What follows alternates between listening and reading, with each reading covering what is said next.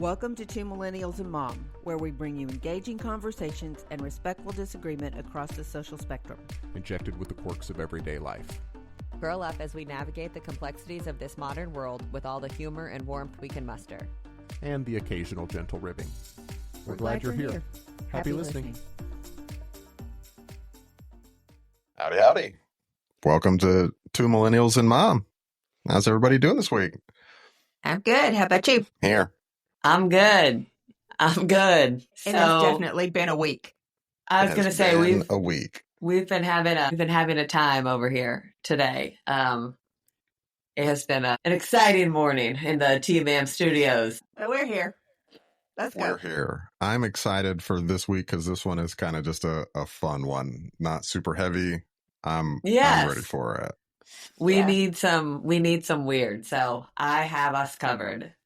So today we are creeping into the mysterious. Hang on. Yeah. You should not say that. Just as a heads up, we need some weird. Fair enough.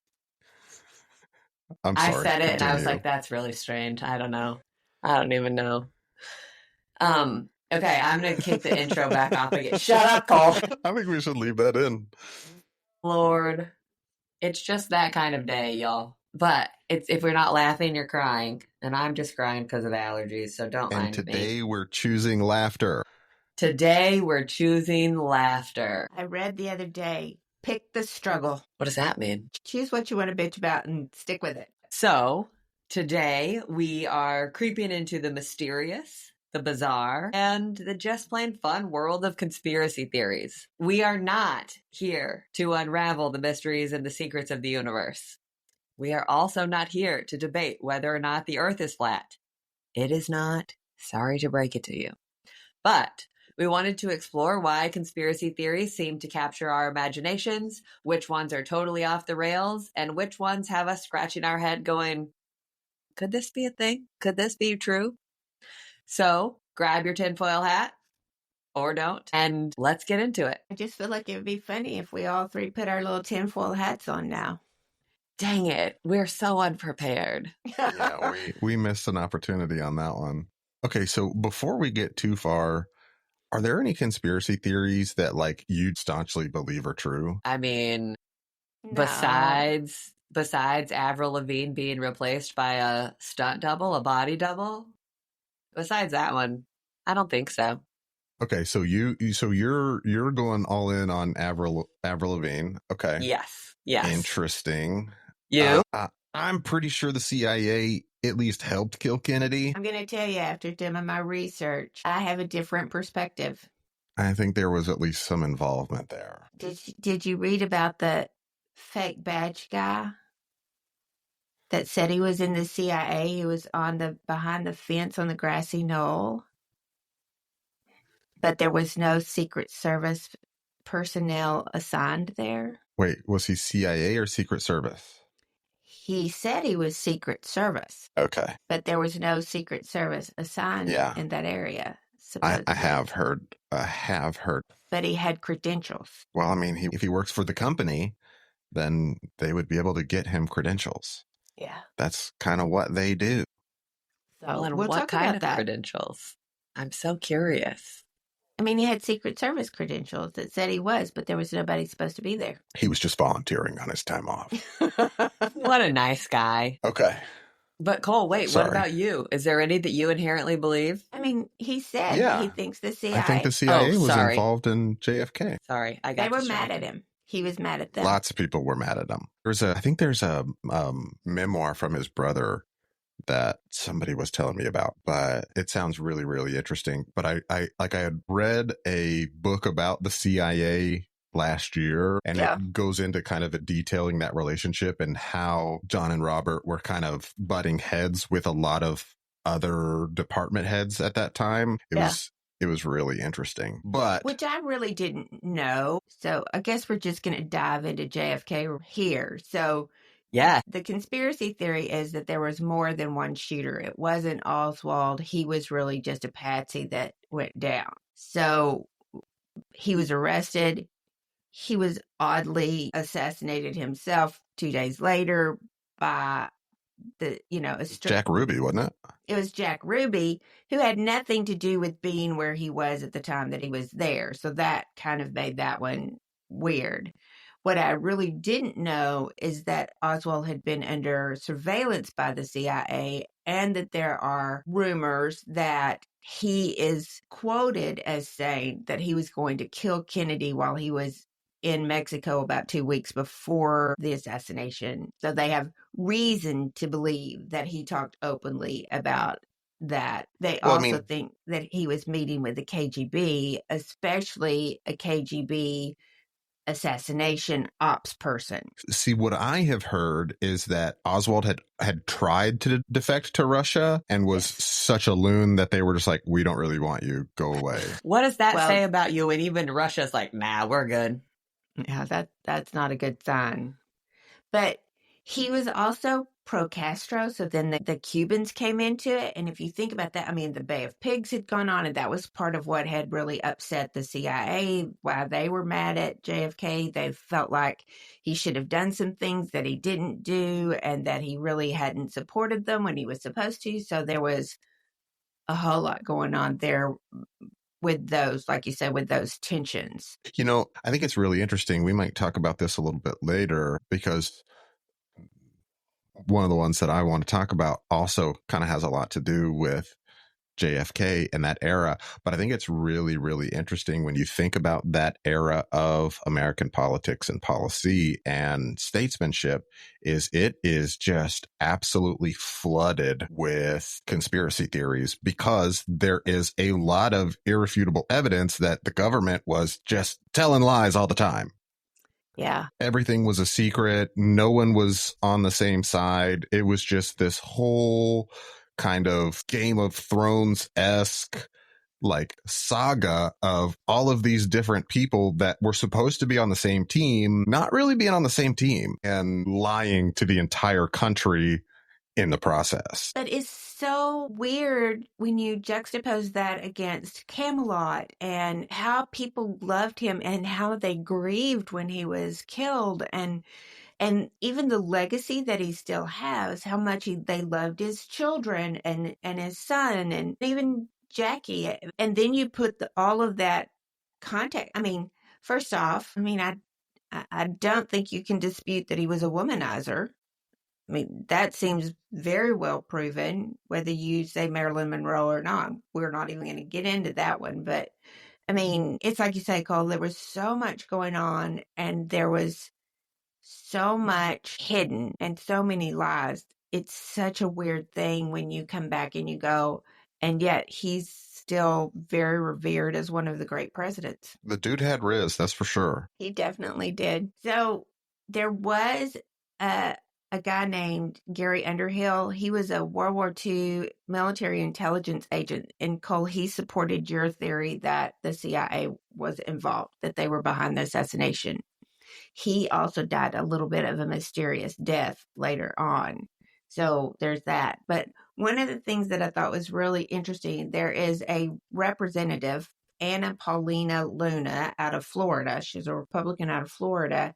She's now on the House Oversight Committee, and she's part of the task force for declassification of federal secrets. And she believes that there is definitely something going on here.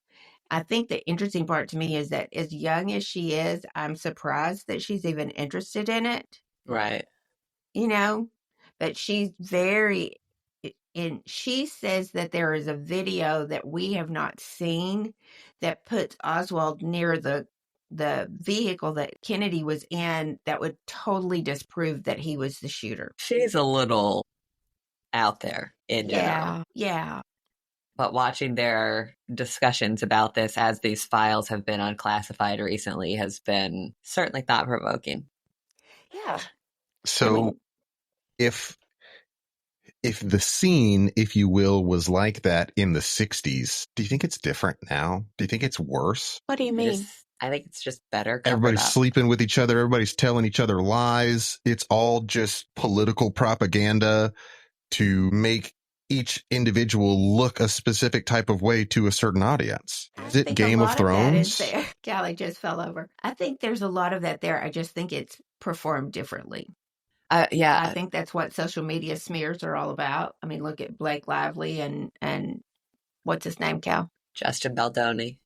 Yes, Baldoni. I mean, those are just, somebody's got a smear campaign going on. I was Right, like, but Blake Lively isn't in a position of power. No, I think she's in a position of influence, but I see what you're saying. You asked that question, Cole, and my immediate reaction was that it's just better covered up now. But then I started thinking about it, and I don't know that it's better covered up. I think that it's more accepted, first and foremost. And secondly, I think it's probably less covered up and more kind of out there, especially with the influence of social media, and everybody has a camera on them at all times, and the availability of information. And I think that has made it just more acceptable, more tolerated. I mean, why can't we all just be good people? Because good is subjective. I guess. I mean, that's a whole bigger question on good and that's evil. That next week's episode of Two Millennials and Mom. Are people inherently good? Is that question? And I don't. Well, for one, I would tell you no, because I've met some people who aren't inherently good. So are they inherently bad? Again, good and bad are subjective. I was going to immediately say, what's good for me yes, may not be good for someone else. I mean, I think that's idealistic to look at the world and see all the problems with it and think that people are inherently good. I think that that's pretty obvious that that's not the case.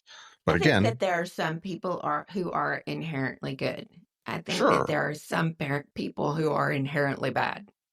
Yeah, exactly. But again, that is subjective. That's from your point of view. Those people who you think are inherently bad may think that they're doing the best thing for either themselves or the people around them, which from their perspective makes them inherently good. And you inherently bad. Yeah. I was really thinking more along the lines of Jeffrey Dahmer being bad. I mean, again, Jeffrey Dahmer, from his own perspective, may have been good. Okay. I'm not saying that from my perspective. But I mean, this is... And off the rails we go. Just like that. 5 minutes in. I love it. Well, we're 15 minutes in, but I mean, that's the bigger picture is everyone thinks they're good. I don't know that I agree with that. I don't know that everybody thinks that they're good. I just don't think that they think that their badness matters as much or should be suppressed. I think selfishness is a powerful tool. Right. And if I'm doing it out of selfishness because that benefits me, that's good for me. That justifies what I'm doing. I mean, I guess that's true. Okay. I'm going to pull us back to the subject at hand. Here was something that surprised me. 65% of Americans believe that there was more than Oswald involved. He was not a lone shooter. I was shocked at that, but 65%. Okay. I would have told you that was low. Just to math that up right now, that means 2 out of the 3 of us believe that. And 2 out of the 3 of us have already come out on this episode in the last 15 minutes and said that they inherently believe that. I didn't say inherently. I said I certainly have questions now that I didn't have before I started. And so we're at 66% before we even weigh in Callie's opinion. Dang it, I hate it when she does math. It's horrible. But so I'd say that's probably pretty reasonable. And I'm kind of with Cole. I bet in the grand scheme of things, it's probably a little low. I was surprised about that. I mean, I expected people to question it, but I didn't expect people to be firm enough to say, oh, no, he was not a lone shooter. So one of the things that was about this is what they call the magic bullet. This is a bullet that inked 7 different wounds. It went through Kennedy's neck, out his chest, hit Conley, and ricocheted, hit his wrist. There were 7 wounds. One bullet somehow changed directions midair, which may be because it hit a bone. And yet, it was in almost pristine condition when it was found later, laying on a gurney at Parkland. Yeah, that's not how bullets work. No. Yeah. Not at all. Bullet hits and has a tendency to tumble. What caliber was this bullet? It was a rifle bullet, so I don't know. 270. hundreds of different rifle calibers, but they're going to behave differently. So then here's the other side of that. 3D technology proved that it could happen.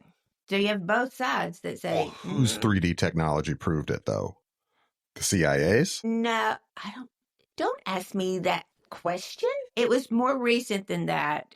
I don't think it was CIA. I think it was an independent study, and the 3D technology supported the possibility that it could happen. The possibility, sure. The probability, I would say, would be exceptionally low for something like that. Yeah. And again, I still think you get a pristine bullet out of that. If a bullet hits a bone hard enough to change trajectory, it would it's not going to be deform the bullet. Unless that bullet is made out of titanium. Absolutely. So there was also the Umbrella Man. Have y'all ever heard about the Umbrella Man? Yes. What is the Umbrella Man? I had not heard about him, but there was a man standing on the grassy knoll with an open umbrella on a sunshiny, clear day. So he had a sunbrella. His name was Louis Stephen Witt.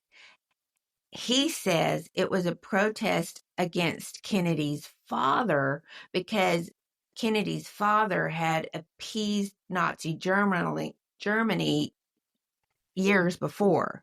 Now, first off, that's a weird thing.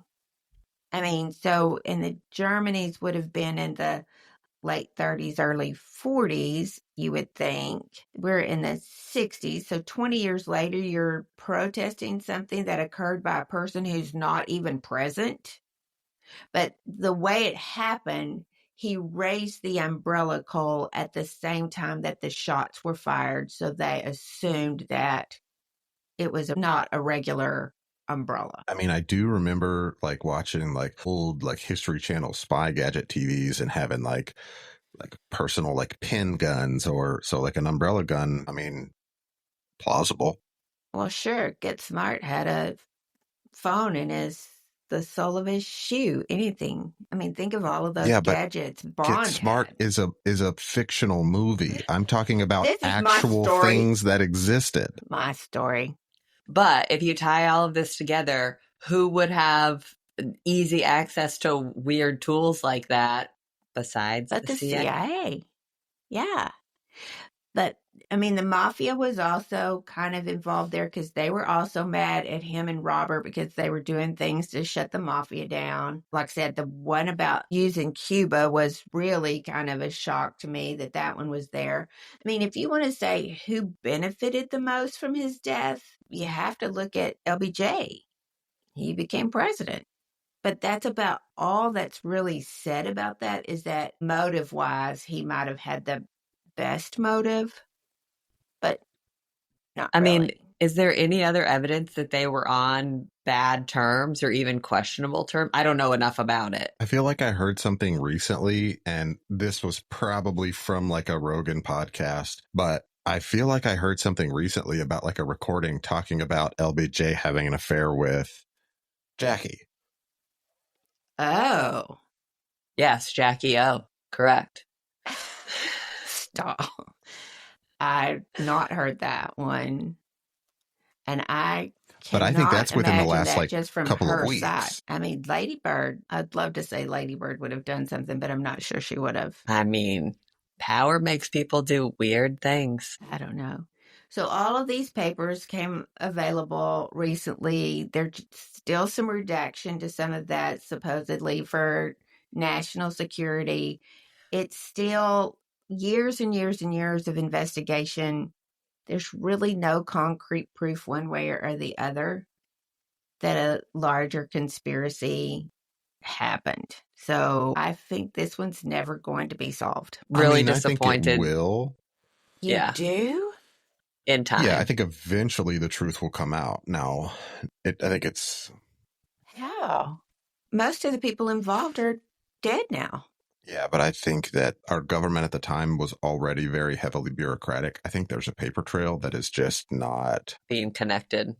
Yeah, I think it is archived. I mean, if you take a look at how much of what the Warren Commission covered is still classified. I don't think it is. I mean, they're going through a declassification process right now.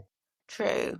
But as far as I'm aware, there is still some that has not been released to the public. There is. There's some CIA and FBI papers that are outside of the scope of the archives that have not been released. You're right. But if I was the CIA and I was doing this, I sure as hell wouldn't leave a paper trail. Yeah, but We may sometimes never when you're a know. government agency, you don't have a choice. Unless you use Signal. Oops. Sorry. And to the next one. Was I not supposed to say that? Oh, no, I think you're fine. I thought it was funny. My point was, I don't think that the government is always actively on the up and up, no matter the administration, on the up and up trying to preserve a paper trail. This just happens to be a recent thing that they came out saying, no, we don't want to. I agree. It was just a joke. So what else do we have to talk about JFK? Done with JFK. Well, I am almost done with JFK.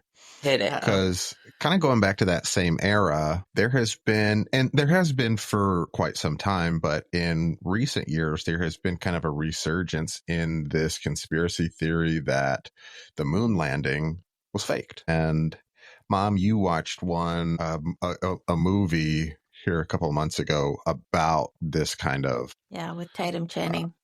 Channing Tatum. Damn it, I always do that backwards. And Johanna Scarlettson. Yes, and Johanna Scarlettson. Yes. Thanks, y'all. Gentle ribbing. Anyways, people have been talking about for, decades at this point, about this theory that the moon landing was faked, partially because of the government's need to kind of satisfy that goal from JFK to be the first nation to put a man on the moon and bring him back to Earth safely. Beat Russia. Yeah, and beat Russia. And so, we're talking about billions of dollars spent on the Apollo program trying to beat Russia to the moon. And there being a pretty significant paper trail of all of the research and development and preparation that went into that program. And there's all kinds of stuff about different reasons why the moon landing can't be real. And so, like, people would say the flag is waving. The flag couldn't wave in a vacuum. And so I just kind of wanted to run through some of those different conspiracy theories, some of those different reasons why people think the moon landing was fake, and the rebuttals that have come out from NASA and other experts to try and refute those. So the flag is waving has been a really big one. I think it's really interesting. A vacuum, though? Yeah. And there's no wind. Space is a vacuum. But aren't there like swirls of dust around Mars? Saturn. Yeah, but being in a vacuum doesn't stop movement. Something from existing. It doesn't stop matter from being there. It just means that there is no pressure from air around those objects to have an impact on it. Right. So how would the dust move around Mars? Because Mars has gravity. And that dust is in space being affected by gravity from every other physical object in the universe. Oh, okay. We're going to need to go back to Colescott answers. I know. I'm sorry. Okay. So there is dust in orbit around Mars for the same reason that Earth has a moon, because there is a celestial object that has been entrapped by the gravity of a larger celestial object, Earth. Okay. So here's the thing. If you have an object in space and another object passes that, these both have gravity. The larger object will have more gravity. Okay. So when the moon, the running theory right now is that actually an asteroid crashed into the Earth, and that broke off a chunk of the Earth, and that fused with the asteroid, which created the moon. So because it had slowed down enough and was now within a range of Earth that it had a strong enough gravitational pull towards it that it trapped it within its orbit. So that is why the moon orbits around the Earth. It is also why the Earth orbits around the sun, because the sun has so much more mass than everything else in the solar system. Okay. Sorry, I never told anybody I was an astrologer. I'm totally kidding. Anyways. Astronomy. It was a joke. Space is a vacuum. There's no atmosphere on the moon, Okay. but people said the flag is waving. But if you take a look at a series of photographs of, I believe if it's Buzz Aldrin planting the flag, it looks like it is like waving, but it's on like an L-shaped rod Bracket that holds it out. But it was also folded up and like vacuum sealed for the flight. So when they unfurled it and put it on its rod to plant it, it's crumpled. So it looks kind of like it's waving. But there's one where Buzz is saluting the flag and it looks like it's crumpled. And then there's another one where he is no longer saluting the flag and he's turned around and it still looks exactly the same. It hasn't moved. So that's kind of one of the things that they use to refute hey, the flag is not waving. It's on a wire. It was just crumpled. Okay. Some of the other ones, no stars in the photos. This one is pretty easy to explain. If you go into a parking lot at night that has lights above it and take a picture, you're probably not going to get any stars because the nearer or more powerful light is going to wash out the background due to the camera's exposure. The same could be said for when you're during lunar daytime and the sun is lighting up the surface of the moon and the reflection of sunlight off of the earth is lighting up the surface of the moon. It's very likely that in a high exposure setting, you are going to get no stars in the background. But there are other photographs that were taken by the astronauts with different exposure settings that do have stars. And so there is kind of in that same vein, people say things like, oh, the shadows don't line up or there's multiple shadows. Well, again, when you're on a white surface wearing a radiation resistant, reflective, bright white astronaut suit and you're in lunar daytime and there is nothing there to filter that sunlight when it hits the moon's surface, guess what? When the sun hits the moon's surface and it reflects down to Earth, we see that reflected as the moon being white because it's a light and you can see in moonlight because it is just light being reflected. Well, the same could be said for a craggy, uneven lunar surface, also with astronauts wearing reflective gear to protect them from the light of the sun in a situation with no atmosphere. And so there's just all kinds of stuff. People talk about the Van Allen radiation belts. And so I've never heard of that. What's that? Episode the Van Allen radiation belts are belts of radiation that surround the Earth. It is radioactive particles that are in a belt that wraps around, that was discovered by Van Allen. Van Allen. I can't remember his first name, but essentially it is a belt of radiation that is like trapped within the magnetic field of the Earth. And people talk about, well, we wouldn't be able to travel through those Van Allen radiation belts. The doses of radiation that the astronauts would have been subjected to would have been way too high, except for the fact that Van Allen calculated it himself and said, no, we can get through the Van Allen radiation belts. And other people have gone through and calculated and said, yeah, no, we can make it through the Van Allen radiation belts. It's not like it is. Could it be dangerous? Yes. But if you move through them quickly, you can get through it without significant exposure. In fact, the path that they calculated for the astronauts for the Apollo missions is about the same amount of radiation you would receive from living at sea level for 3 years, or about what is allowed for those who work in the nuclear industry for 1 year. So so you've got all of these people who are, they wouldn't be able to make it through. We can't do it today. And it's not that we can't do it today. It's that we aren't doing it today. We don't really have a reason to go to the moon. It's not really resource heavy. That would be more efficient to go to the moon to get it than staying here. But at the same time, you have, like we talked about earlier, this U.S. government at the time who, historically speaking, during that era, was lying to people all of the time. I mean, they were shooting nukes into space and blowing them up in secret. And I mean, you've got all kinds of different conspiracy theories around JFK and around the presidents of that era. I mean, you've got Nixon in that era. You've got Watergate. You've got all of these people, all of this established government that kind of has been this projected as this iconoclastic good in the world that is doing kind of some really shady stuff. Yeah. And so I can understand why people would say, yeah, I get it. This looks like it was fake. And there's good motive to fake something like that. But the biggest piece of evidence that I think there is against it being fake is the number of people that were involved in that project. And so there were almost 500,000 people working on the Apollo project during its existence. I mean, 400,000. I didn't know the number was that high. Yeah. And so, I mean, even if you've just got it concealed to the upper echelon of leadership within that program, still, how many managers do you have to manage 400,000 people that would have to be in on something like that to know that it was not fake? real? And keeping that a secret for, God, it was 69 the first time they landed.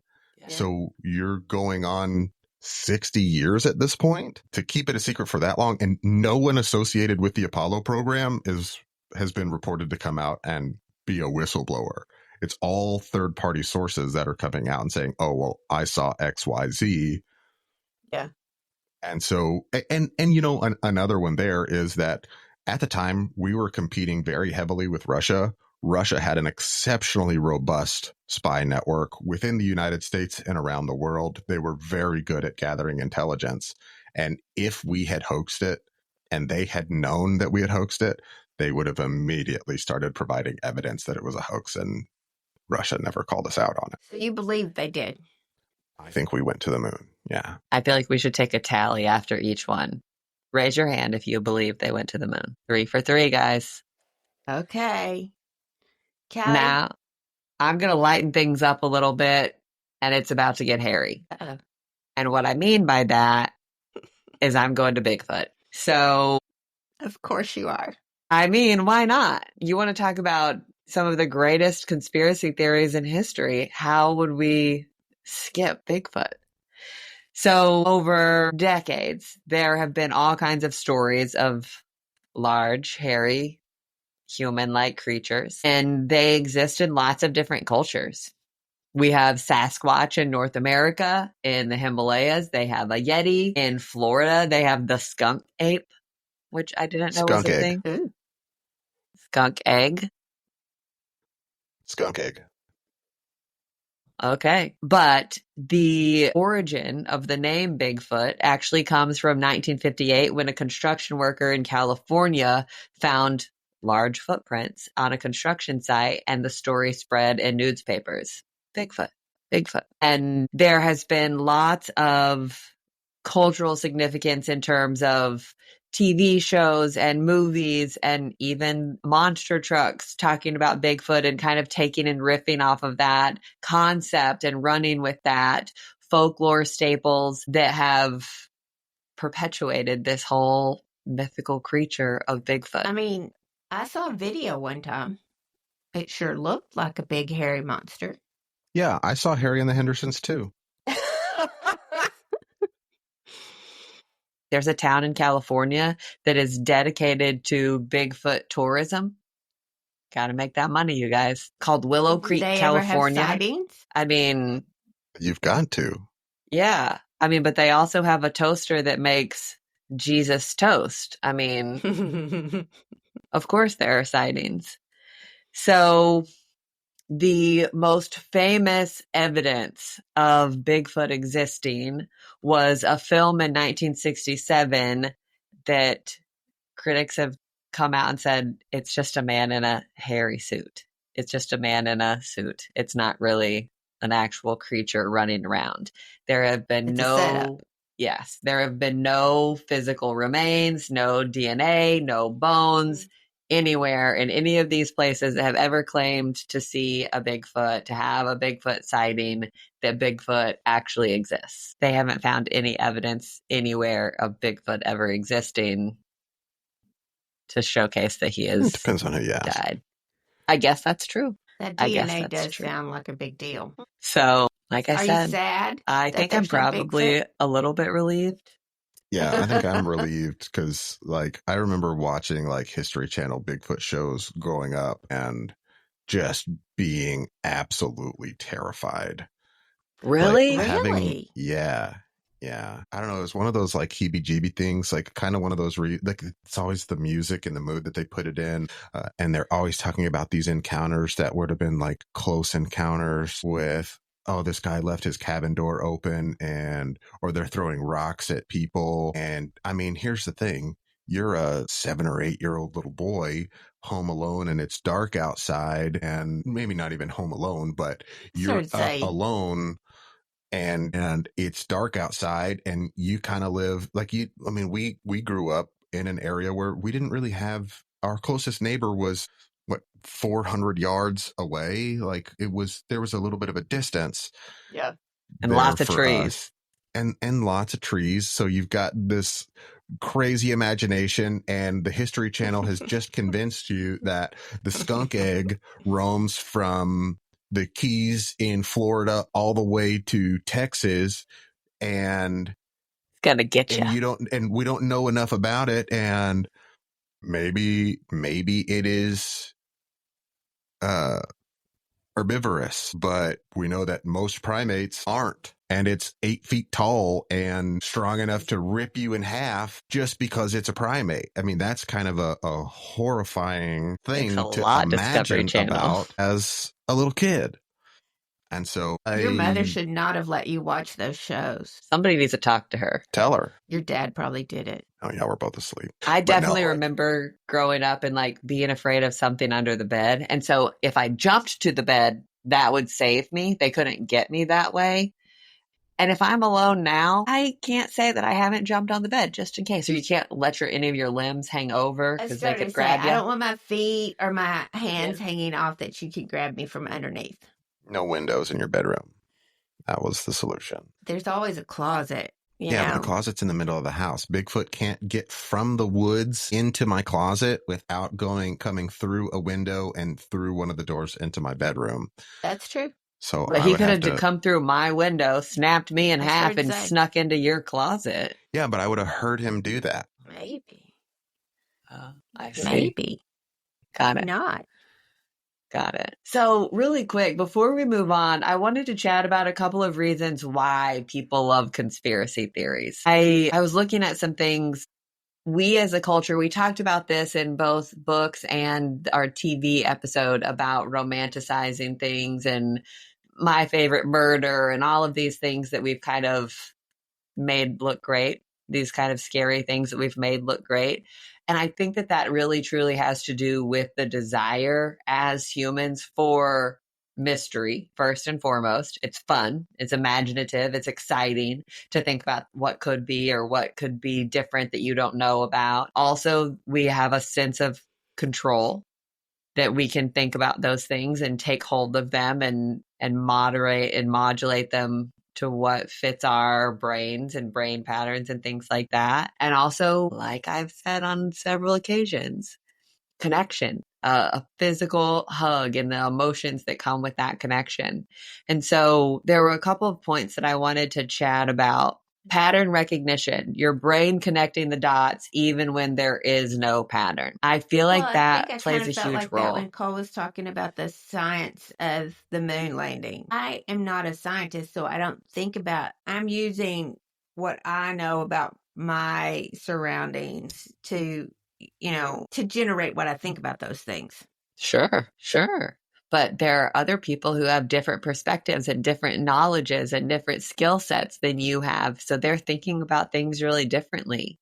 I'm reading a book right now that I think it's called something about 101 essays that will leave you questioning everything. Oh, great. It's not bad though, but it's really fascinating because you're sitting there thinking about, oh, I've never thought about it that way. I've never put it in that perspective. I've never seen it from that vantage point. And I think that we talked about this the other day about something else. Our brains are really, really, really good at lying to us. I don't actually know the answer, so I'm just going to make something up so that I can convince you that this is what's real, even though it's not real. I just would rather do that than confess that I don't know. And the moment that those patterns kind of start getting ingrained into our minds, we're not very good at always saying, is that really real? Is that really true? Is that what this really means? And so I think that pattern recognition is really fascinating. I think it's part of our problem right now is that, and the more I read, the more I am convinced that our brains lie to us on a regular basis because they interpret something and it's almost like that broken record that they see that, they interpret it, and that becomes reality. And it may not have anything to do with reality. And so I see us doing that, and I would say I see it on when you talk about our divisiveness, because I think, and I ask myself this question almost daily, am I seeing things because that's how I've seen them, or where is reality? And I think the older I get, the less I am convinced that there is a way to recognize what is truth. And so I think our brains just get caught up in that. Yeah, absolutely. I mean, speaking very generally, we're just a bunch of big dumb monkeys. Yeah, a couple of us figured out how to use computers, but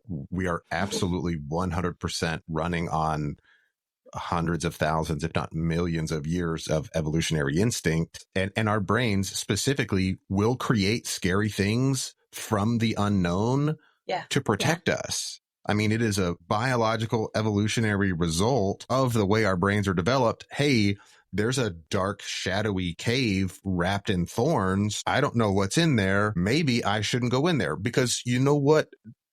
For millions of years has been in those dark, scary caves with thorns around the entrance? Lions, tigers, and bears, oh my.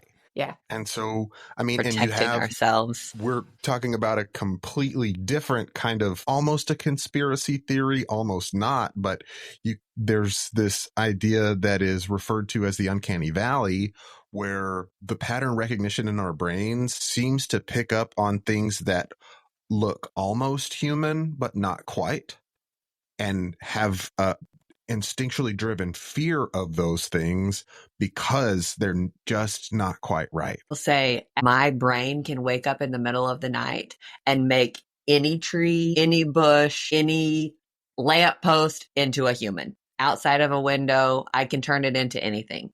I have to very actively kind of power through that and say, Callie, that isn't real.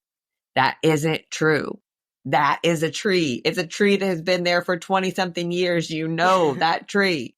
Don't turn it into something else just because you're scared. But so then the next one is the desire for control.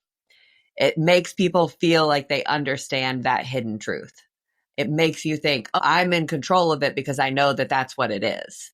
And I don't think that that's necessarily true or real. Like we were just talking, our brains are really good at lying. That false sense of security tends to get skewed sometimes in our favor, what we think is our favor, but in reality, it's not true. We're kind of screwed. Our brains lies to us. Our country lies to us.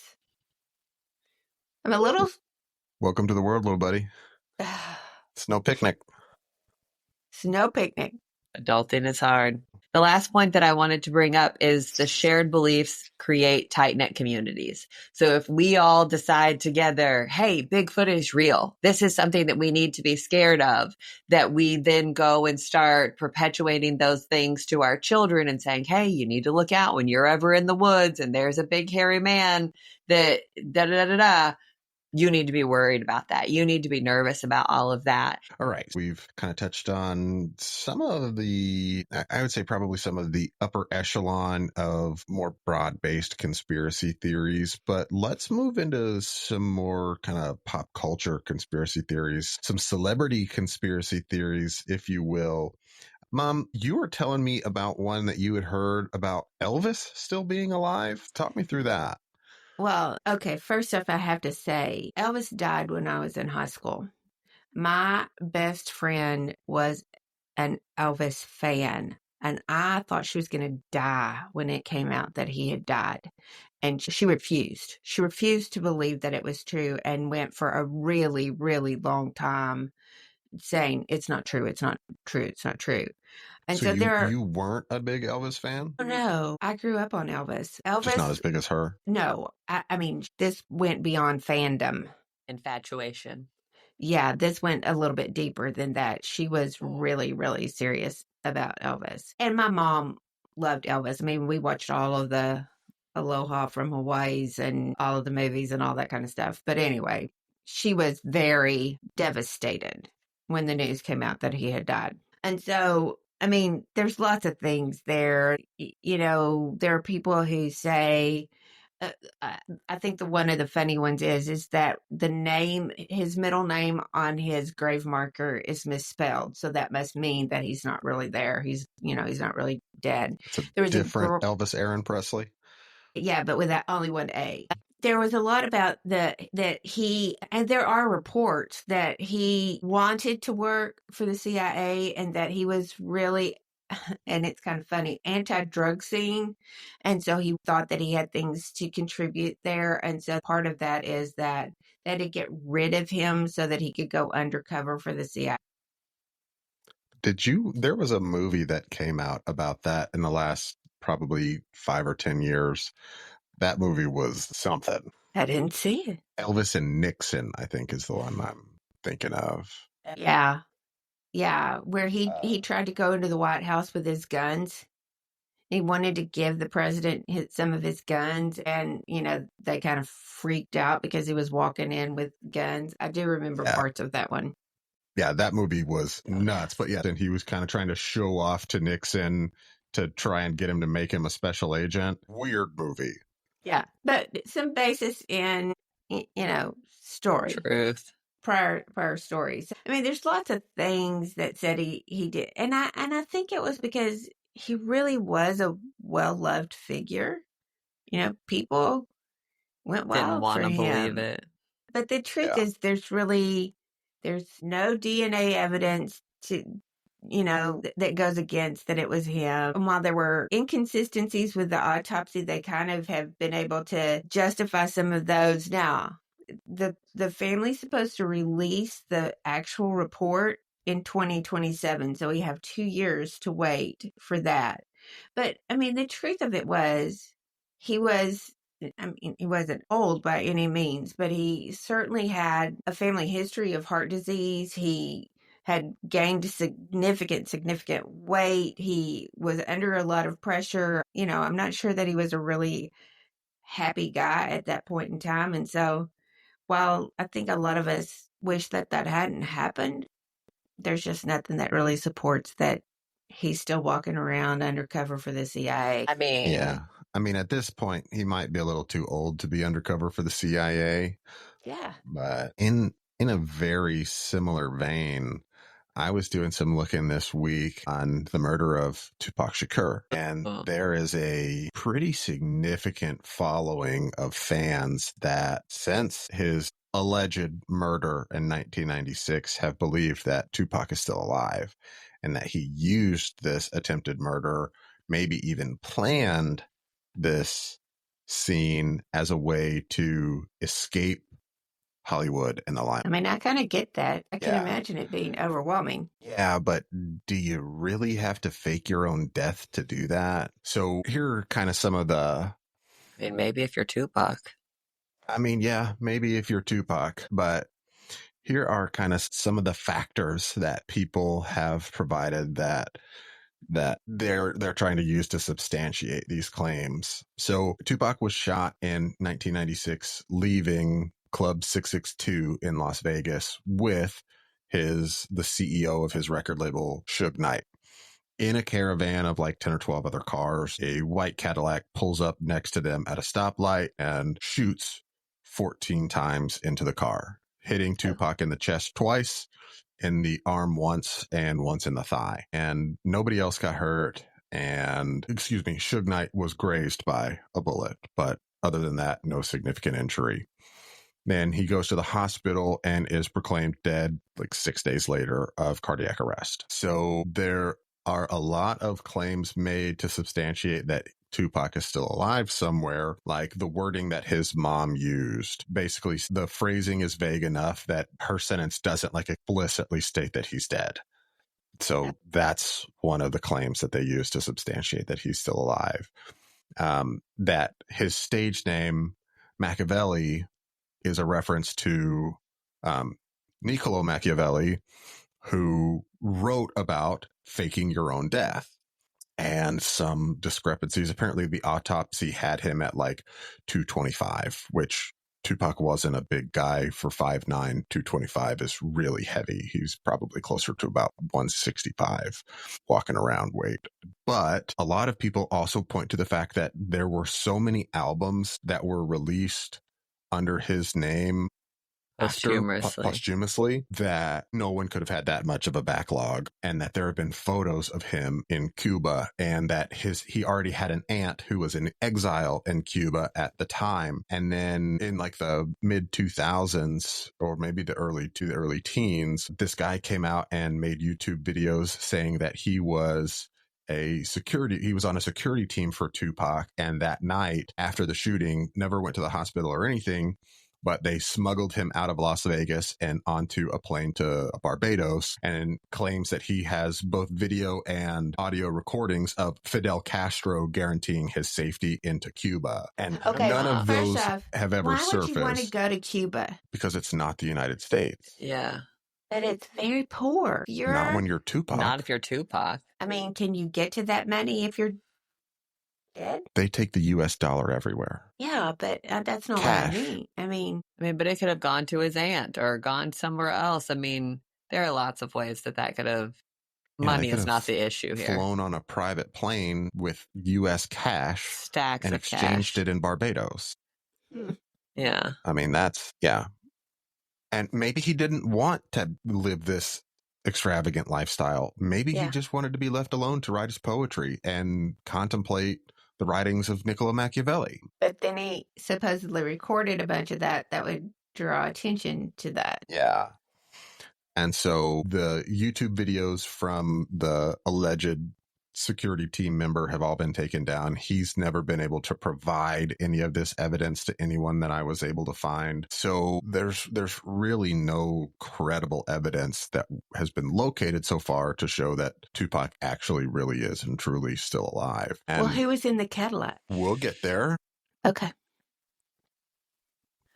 The working theory is right now, a couple of hours prior to his death, he got into a fight in a hotel lobby with Anthony, or I can't remember the gentleman's name, but he got into a fight. That's a recorded, it's on closed circuit CCTV of this fight that happened in the hotel lobby. And the theory is that this guy was involved in the shooting, and he was questioned by police at one time, not very heavily, but then he died 2 years later from an unrelated shooting. But unrelated. I mean, going back in an unrelated gang-related shooting. Okay.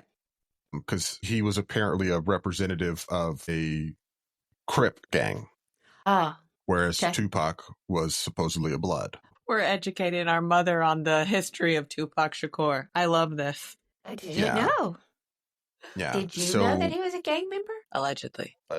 But just to kind of address some of these things, I kind of hope Tupac is still alive, because there was a time in my life where I really enjoyed listening to Tupac's music. I think he was a really, really smart guy. I think he was also a guy who may have been a little bit too smart for his own good in certain scenarios, or maybe a little bit too smart for some of the situations that he got put in. But one thing to know is that as an artist, Tupac was incredibly prolific when it came to writing and recording.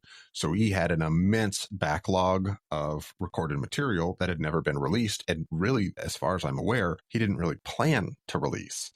So the first posthumous album that came out, the Illuminati, the 7-Day Theory, was intended to be his final album. And then he was going to kind of step away from music because he had kind of started an acting career. But after his death, both his estate and the record label, there was still a demand for Tupac. And they had this huge backlog of content. And so there's no more Tupac there to say, yeah, you can't release this. This isn't the album that I want to release. So they're able to kind of stitch all of that content together and release it in several subsequent posthumous albums. Just to kind of give an update, the Las Vegas PD in 2023 actually executed a search warrant and made an arrest in relation to Tupac's murder from 1996, almost 30 years later. Yeah. And so there's still a man in custody in relation to this, Kefi D, who at this point has been alleged is the person who set up the hit, who planned the hit on Tupac that night. Apparently, he had some sort of relationship with the guy that he'd gotten in a fight with at the hotel. And so he's given a couple of different stories as to what happened. But in one story, he was in the car and someone else shot Tupac. And then in another story, he was 300 miles away in Los Angeles and didn't know anything about it. And so anyways, he is still currently being held and has a trial scheduled for February of next year. So maybe we'll find out a little bit more then. Pac, I hope you're out there, man. If you're not, miss you, dude. Your music was great. This is one of those ones where I'm a little bit torn on. Like, could I see Tupac doing something like that? Absolutely. But there's also not really anything to back that up. So maybe not. Do you know what they found over that 30 years that Led them to the new guy. led them to the new guy? I think he had made a confession or something. I thought he had admitted it in a couple of a book or an interview or something. Yeah, like a book or a podcast or something. Yeah. Interesting. He wanted to be known as the guy who killed Tupac. Well, that kind of gives it more credence too, though, doesn't it? If you Gives know that you're what more gonna credence? The fact that he is or isn't dead? that he is dead. If I guess Does no, it though? I mean, I could Yeah. go I mean, and if say this that guy I is- killed him, but that doesn't mean I did. If this guy comes back with 2 or 3 different stories so far, how do you know Yeah. which one is real? Well, I guess I was thinking if you are willing to admit that you committed a crime publicly, Well, now that Even- he's spent the last 2 years in prison, he's kind of backtracked a little bit. I think that motivation could be gained through yeah, a couple of different avenues. interesting. Okay, well, look at me learning stuff. So, speaking of music, I was made aware of a theory about Avril Lavigne. Do you guys remember Skater Boy and things like that? He wasn't good enough for her. Thanks, Cole. Always there to back us up. Now he's a superstar. Slamming on his guitar. I mean, Nailed it. just sing along. So I was made aware of this a few years after it kind of started.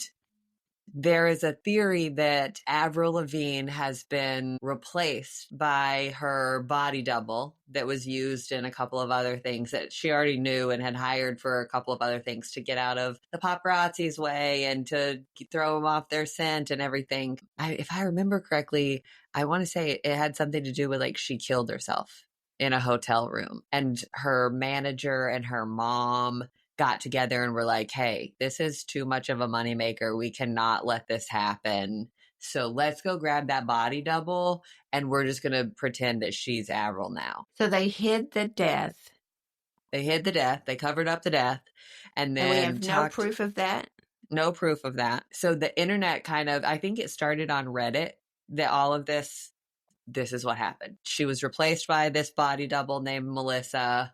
It's not really her. Here's a picture of her from 2 years ago or 5 years ago or 10 years ago. And here's Melissa now. And they're circling, okay, here's the crow's feet on her eyes, or here's how her nose is a little different shape, or here's how her chin is different. And so those are kind of interesting to look at and see. I mean, but also, you guys, I think if you were to take a picture of me and look at it from 2 or 5 or 10 years ago, it would also look different, but neither here nor there. And then the other part of it that people have kind of helped lend credence to this concept is that her music changed. It evolved. She went from being more angsty skater boy to more poppy and more girly. And that just wasn't Avril Lavigne. That isn't who she is. That's not what she stands for. And so all of this has changed since she died in 2003. I think that is pretty presumptuous to say your musical style can't change. It's just not You're not allowed to. It's not possible that you could have changed the idea of the art that you were creating. Yeah. That is just kind of silly to me. And, this is one that I've noticed a lot through just doing some research, some basic research into these this week, particularly with stuff like the moon landing, is that, and flat earth too, there has been content that has come out that is just completely made up satirical content in relation to this, and people will pick it up and run with it and use it like it is fact. Yeah. And you just kind of have to look at it and say, that's like trying to use South Park to back up your research. It's meant to be funny. It's meant to be satire. Yeah. I mean, that's how I felt about all the crazy laws when we were going through those the other day. You have to have a hunting permit to set a mousetrap. Like, what? That doesn't even make sense. Yeah. And so I totally agree with you, Cole. I just think that we have taken fun, we have taken silliness and gone too far with a lot of things. And some of these conspiracy theories are exactly that. That's how Parents, this hug Avril your Lavigne kids one. more. Yeah. Give them the attention they need. Yeah. There's a gullibility factor that's involved there too. I mean, and we've kind of just touched on this. If I'm not a scientist, I'm not thinking about all of the things about the moon landing that might be different. And so if I want to believe the flag was waving and, that's got to be a big deal, and here's the other side of it. It's especially bad now with social media, but you hear pieces of it. You don't hear the whole story or look at the whole story. You just hear these little pieces, just enough to entice you and kind of warm you up and get you going. And we are horrible about passing on unverified, incomplete information. And so we do this, and then all of a sudden we're shocked that there's this crazy story out there about, Avril Lavigne's body double is now. But I bet it would be pretty sweet to be Melissa, though. Well, maybe, but maybe not. What if you could never be yourself again? If you've got people that are in that group that are serious enough about your golden ticket that they would ignore somebody dying, that they wouldn't want to even acknowledge somebody dying, do you really want to be there? But also, you guys, the supposedly real Avril Lavigne is still alive. So I thought if she died. No, that's part of the conspiracy theory, is that she died and they replaced her. She's still alive. So how does she feel about all of this? I don't understand how that even makes any sense. Guys, I'm over here. It's still me. Like, how do you go and prove that you're you when people have decided that you're not you anymore? Yeah, I see what you're saying. If the conspiracy theory is true, she is alive and performing just differently. Yes. And can't and is being assumed to be Melissa. Right. I was not tracking with you. Sorry. I mean, but that goes back to what we were talking about in the Luigi Mangione episode. This is the illusory truth effect. We have decided that this is fact because I heard it somewhere, or because I've decided, or that's all that I know. So that's a fact. And that just isn't real. And it becomes really, really dangerous really fast. That's scary. Yeah, I don't see how you can take a look at any of these and not, like, I could see how you could take a look at the moon landing and say, yeah, I think it's possible, but I don't have any concrete evidence to say that it was faked. So maybe it was, maybe it wasn't. Until you really have something concrete, I just think it's kind of silly to go out on that limb and say, I think the earth is flat. Like, that is just absolutely bonkers to me. I think I can't see the end of it. Aren't real. I mean, as someone who has... I love this one. As someone who has handled live birds, who has handled dead birds, who has hunted birds and handled them, I can assure you birds are biological creatures. They are not robots. Now, could there be some? Are there some? Almost certainly. In fact, I've seen some drones that do a pretty good imitation of a bird in flight from a distance. But you get up close and you can tell this is a drone. Yeah. This is not a bird. And so that one is pretty fun. That one's really interesting. That's kind of one of our more modern conspiracy theories. That one started in like 2017, really kind of to mock conspiracy theories. And going right back to that example, it's satire, and people picked it up and ran with it. I've But got I a think friend who, I think you need to explain what it is. It's not just that birds aren't real. It's that they're spying on us for the government. yeah, birds are robots built by the government to spy on us. Always have been since forever, since like 50s or something. All birds in the world were eliminated and replaced with Drones, security drones. Or that they never actually existed, and everything you've ever seen that is old depicting a bird is actually propaganda.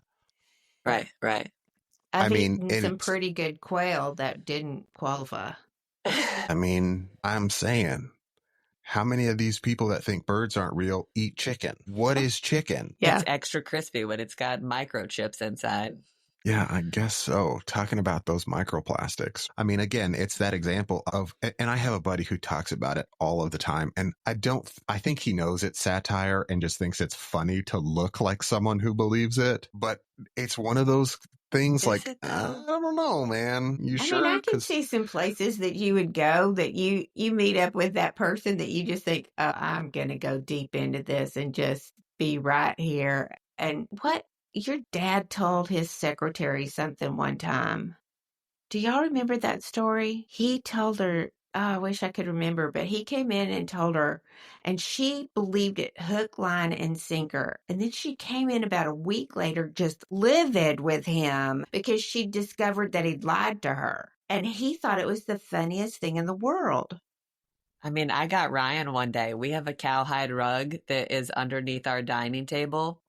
And he said something about, oh, I wonder whose brand this is because it's a real cowhide rug. And I was like, oh, it's our family brand. And he was like, no, it's not. I was like, yeah, this was one of the cows like that we raised growing up. And I had him also hook, line, and sinker. And I think he finally called you, Mom, and was like, is this really a cow that y'all raised? And I think I finally had to break it to him. And I kind of felt bad at this point. And I'm like, no, this is not our family cow. I mean, I'm sure that somebody has their cow's hide on the floor, but I don't. And people are gullible sometimes. Yeah. Well, I mean, and one of the reasons I say I think my friend does it as satire to just kind of drive people up a wall is he and I have very similar builds. We've both worn a beard for a long time. We're both lightheaded. And so we just tell people that we're brothers all of the time. And everybody believes it. So people will ask me growing up. Yeah. People will ask me, hey, I haven't seen your brother in a while. How's he? Oh, yeah, no, he's doing good. And Cole and Colin, it makes sense. And so I don't think I could do two of you. I love you, but yeah. But I had a friend when I was young and I don't even think we looked alike. But I don't even know how this, I'm sure she started the story because I would have been too shy to do it back then. But started the story that, we were split at birth and my parents took me and her parents took her. And we found each other, in middle school. And people believed it. Totally different personalities. I mean, completely. I get into the logistics of that. So which of your mothers birthed you? How did this work? Whose father was the impregnator? How did that come about? Why did you get separated at birth was generally the question. And I think it came down to finance. Her parents couldn't afford 2 kids. So I think is what I'd have to go back and ask her. I mean, with your family. It was family, a big story back then. You didn't look like your family, so you could have been adopted. You know what? I am not convinced to this day. I asked my grandmother one time if I was adopted because I do not look like my family. And I think it's even harder for me because if you look at the 3 of us, there are resemblances here. Oh, yeah. So if I am what do you call that called? The recessive gene, you guys got it. Oh, yeah. But the only thing that my grandmother would answer for me is that I know your mother carried you. She would not tell me. I can look at a picture of your parents and see resemblance. Really? I suck at those things. I can't look at any children. There are a couple of photos of you when you're a little girl and me when I'm about the same age that we look identical. Yeah. But I don't look at the 2 of us right now and say, oh yeah, we definitely look alike. I don't ever see it. Yeah. But yeah. I see it if I'm looking at a picture it just pops up, there'll be things where I'll go, what was I doing there? And it'll be you. That's no, funny. it's funny going back to Colin and I. That's kind of one of the things that, like, just a little bit of wordplay when somebody like, are y'all really brothers? And was like, yeah, he's got a different mom and I have a different dad. And they're not quick just enough because their brains are lying to every them. time. Yeah, it's great. Gosh. I love it. I didn't know, Boo, that I had another kid. Yeah, you have several, but Oh, okay. because Nate and I get asked all the time if we're brothers. I mean, all the time. It's funny. It happened more when we both had long hair, but we still get it pretty regular. Are you guys brothers? And we're like, oh yeah. Different mom, different dad. But Funny. and just kind of another, this one, I don't know. This one is another one of those ones that I'm a little bit torn on because I remember thinking about this, I mean, years ago. This was another kind of internet conspiracy theory around Mattress Firm. But have you ever just kind of been there? There was a spot here in town where there were two mattress firms that were a block from each other. And then there was a third one that was maybe 5 blocks away. And why are there so many mattress firms? And so this one was probably like early 2010s as well. This internet conspiracy came out that Mattress Firm was a money laundering operation for like the mob, because there were so many mattress firms. And apparently it's not just us here in our town. It's all over the country that there are just a ton of mattress firms that are way too close to each other for apparently no good reason. Because, I mean, I've been into Mattress Firm a few times in my life, and there's never anybody in there. Are the mattresses lumpy? What? Well, if you're hiding money in the mattress, they're not hiding money; they're laundering money. But you got to have a place to put laundered money. Yeah, so the bank. That's why you launder it. That's the whole point of laundering. Stop it, Callie. You're not trying to hide it. You're trying to hide where it came from.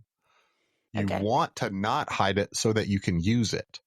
I got you. But that one, I feel like, has at least some like logic behind it that certainly makes sense. How often do you buy a new mattress? You're supposed to every 8 years. Yeah. Yeah, I was about to say every 5 to 10. So why do you need 3 mattress firms within a 10-block radius of each other in a mid-sized suburban town? And apparently this was just happening all across the country. So since then, Mattress Firm has come out and supposedly admitted to mismanagement and that they did a poor job of planning their store locations. And that's part of the reason that they filed for Chapter 11 bankruptcy. So they've come out and not admitted to money laundering, but admitted to mismanagement. And I don't know. I feel like on this one, there might have been a little grain of truth, at least possible, that maybe Mattress Firm was a money laundering organization. So this one's a little bit more out there. Maybe fewer grains of truth, in my personal opinion. But do you guys remember it was started during the beginning of the pandemic about Wayfair was using items on their website. Remember, this is home goods and home decor and things like that. Items on their website were way overpriced for these furniture pieces that had names instead of it being the brown hutch or the green credenza.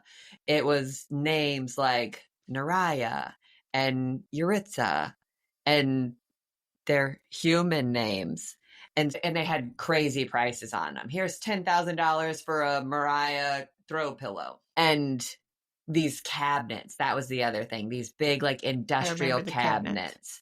And so they decided that Wayfair was trafficking children. And so they were naming these items on their website. Hey, this is the Naraya cabinet. And if you want to buy Naraya, the child, just go buy this cabinet online on our website and we will send you Naraya the child. And how out of hand all of this got really fast. I feel like there's a pretty big plot hole there, because what if you just really, really like the Yuritsa industrial cabinets and you want to put them in your shop? And I feel like that would happen and kids would just start popping up. Or you wouldn't get it and everybody would be mad because they didn't get the cabinet. Well, I think that was part of it. So you're not buying a $10,000, like what percentage of people are buying a $10,000, a $25,000 cabinet, an industrial bland cabinet like you would see in a 1995 doctor's office kind of thing? Who's going to pay all of that? So that's why we're safe, because nobody's actually going to buy it unless you know. Yeah, but people will buy it. That's the thing.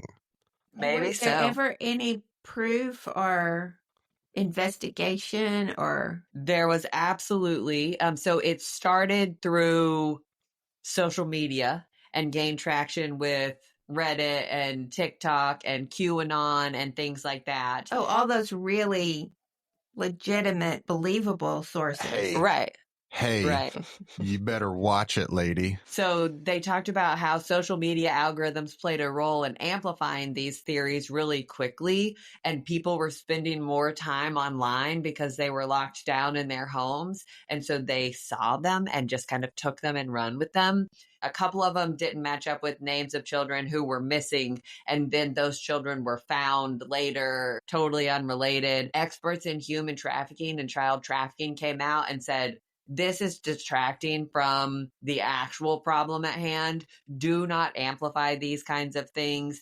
Wayfair immediately came out and said the high prices of these weird items that shouldn't have been that way was all due to a glitch or incorrect product listings. And the names were algorithm generated names or product identifiers and had nothing to do with real children. And there was zero evidence to support these trafficking claims. And they came out immediately and said, hey, this is completely false. But I mean, it got so weird. How would you so like fast. to be that CEO that this is your marketing problem? This is your publicity problem? Less than being the CEO, I don't want to be the person who has to come and bring that news to them and be like, hey, by the way, sound kind of weird, but we're going to have to deal with this. People think that we're trafficking children with our industrial cabinets. You want to go tackle that? Thanks, boss. Oh my gosh. What? No, I don't want to be any of those. So we've gone through a whole bunch of different ones, and I wanted to see, we kind of talked about them a little bit as we went. Are there any that you are questioning more than you did before? Maybe that really could be the truth. The government's lying to you. I mean, besides like I said, birds, we know you guys don't believe birds are real. I hope Pac is out there. That would be cool. Yeah. I mean, just for him, like, I hope he's out there, but I don't know. I don't think he is, but I hope he is. You know what I mean? Yeah. And I feel like that at least has a reason as to why. But I can't come in and be like, I hope that the CIA was involved in JFK's assassination. Yeah. Like, I don't, like, what's the motivation behind wanting them to be real? It just makes you discredit our government even more if that's really the truth. Yeah. So, yeah, but if it is the truth, wouldn't you want to know it? If it is the truth, we've got even bigger problems than I think we have, and I think we have some huge problems. So I'm not sure I do want to know if you really want to know the truth. I mean, I would want to know so that we can address it. Yeah. So that we can identify that as a problem and say, we cannot let this happen anymore. Well, and start to be able to determine who and what you can trust, what's real. But you guys, I mean, you look at this, you know, Obama wasn't his birth certificate and all of the things that are out there now. We're not going to stop this. And I don't think there's any way. But shouldn't you want to? Well, and that's coming from me. Yeah. I mean, I think you should want to, but I think you have to be realistic and know. I mean, it's just like your friend. He enjoys making that go on, keeping it alive. So we're not going to get rid of this. And some of these don't really harm anybody. Yeah, but that's the thing. Some of them don't. Some of them do. Yeah. Yeah. Yeah. I still feel bad for Avril Lavigne. Yeah, like. I know. I'm really curious now. So what does Melissa say? Is Melissa still around? I don't know. I don't know if Melissa ever actually existed. Well, I thought she had a body double. I don't know, That's the man. theory. Okay, the theory is that Avril Lavigne died and was replaced by her mom and agent or manager or whatever with a body double. The theory states that the body double's name was Melissa. I misunderstood. I thought she had been performing body double for Avril Lavigne, and they took her in when this occurred. That's the theory. Okay. That's the theory. But see, I'm not good at these. I mean, it goes back to that whole thing about my line about always telling the truth. If you tell the truth, you don't have to worry about keeping up with the lie. You don't have to mess with any of that. Just tell the freaking truth, guys. It's so much easier for everybody. It may be hard. Come on. Yes. Sometimes you think you are telling the truth. I started to say, sometimes the truth is just as weird. There's also nothing wrong true. with weird. We can get over weird. We can get past and get through weird. You know, I don't really know how we made it through this without bringing this up yet, but you have a question here, Cal, that is, what's one that is too fun not to believe, or our personal takes on which ones are real? Do you guys think aliens are real? I like movies about aliens, but I don't think that they're real. There's no Interesting. ET. No. Ghosts? I think that statistically speaking, like mathematically speaking, there has to be. Like maybe not in encounters here on Earth with aliens, but I think that there's got to be life out there somewhere else in the universe. Maybe. Are they smarter than us? Lord, I hope so. I think there probably are some that are and some that aren't. I mean, because here's the thing. If a cow developed on Mars, it would still be an alien, but it wouldn't be a very smart alien. Well, that's a weird thought. Why would they be aliens? Or are we their aliens? Yes, the answer to both of those questions is yes. The term alien just means from somewhere else. Right, but they're not aliens to them. But they would be aliens to us. It would be an alien cow. So you could have a moon cow and an earth cow, and they just have to be different because they were from different places. Yeah, they had different. Their evolutionary track came to the same result, but that doesn't mean that it was the exact same track. They would have a different developed mom and a different dad. Yeah, they would have developed under different circumstances. We're off track. Speaking of, I don't know that we really are. We're in Looneyville. That's what conspiracy Welcome theories to conspiracy are. theories. Point made. Tell me your weird thought for this week. Okay, this was just, I didn't know about this. CBS premiered the $64,000 question in 1955, and everybody loved it. It was an instant national phenomenon. There were 47 million people in 1955 watching it within 10 weeks. Crime rate and movie theater attendance actually dropped because people were watching this game show so much, except then it fell apart. And they found out that the producers were actually picking the winners. They were encouraging them and training them and teaching them, giving them details. You should, mop your brow here or bite your lip here, or you should dress this way. Telling me that reality TV isn't reality? Not in 1955. But y'all, this caused a congressional investigation. Is that funny? We did, and I started to say, we do congressional investigations about a lot of things, but in 1955, we did this, and then it just ticked everybody off because they'd been suckered. There is a whole website about the quiz show scandal. You can, the guy that was the one, he said, a bona fide egghead with enough sex appeal. Charles Van Doren. It's just in weird. relation to what? Who they picked to groom to be the winner. All for show. Literally, like, where do you think that phrase even comes from? Yeah. So, I did not know about this story, but I've never been a big game show. But poor Bob Barker, sully his reputation now as a game show host. I don't think it really. Yeah, just because one game show was, not to say that The Price is Right is 100% real. I'm sure there's some scripting going on there, but. You think?